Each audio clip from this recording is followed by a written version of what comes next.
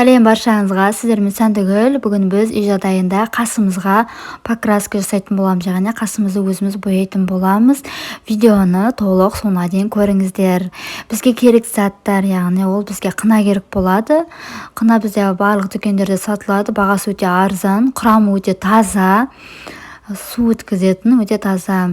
Және де бізге осындай щетка керек болады, және де бізге осындай кеседе кішкентай ғана су керек болады, себебі бізде қасымыз құттай болғандықтан кішкентай ғана езетін боламыз.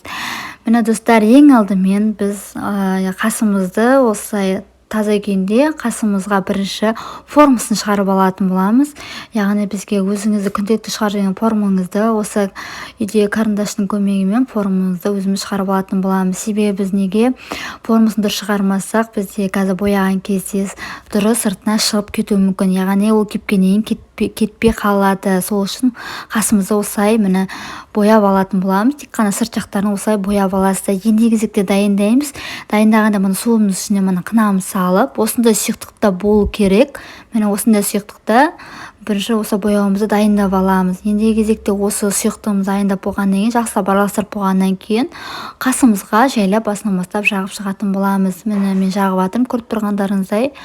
Және де бұл менде қасым ұзақ тұрмайды, себебі менде қасым өте жұқа болғандықтан ұзақ тұрмайды. Сондықтан мен бұны 2 рет жасайтын боламын.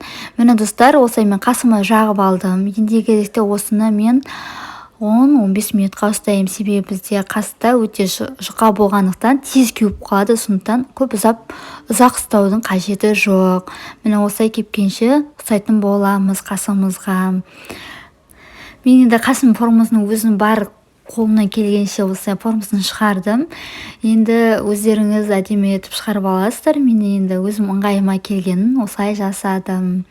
Міне ендігі кезекте осы қасымызды толық кепкенін күтетін боламыз. Міне достар, мен 10 минут жарымдай ұстадым. Міне көріп тұрғандарыңыз дәл осылай қатып қалады. Қасымыздың несі, покраскасы.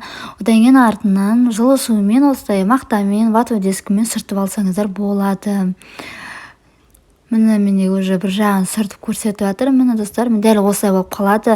Қалай бояйсыздар, солай қалып қояды. Сондықтан формасын дұрыс шығарғандарыңыз абзалырақ болады. Енді мен өзім барынша күнделікті шығарып жүрген формамды осылай шығардым. Мен кішкене қанша дегенмен менде әлі қателіктер бар. Тағы мен үстінен тағы қайталап, тағы жасайтын боламын. Міне достар, жағдайында жасап көріңіздер, өте оңай. Видео ұнаса лайк басып, қоңырау батырмасын басуды ұмытпаңыздар.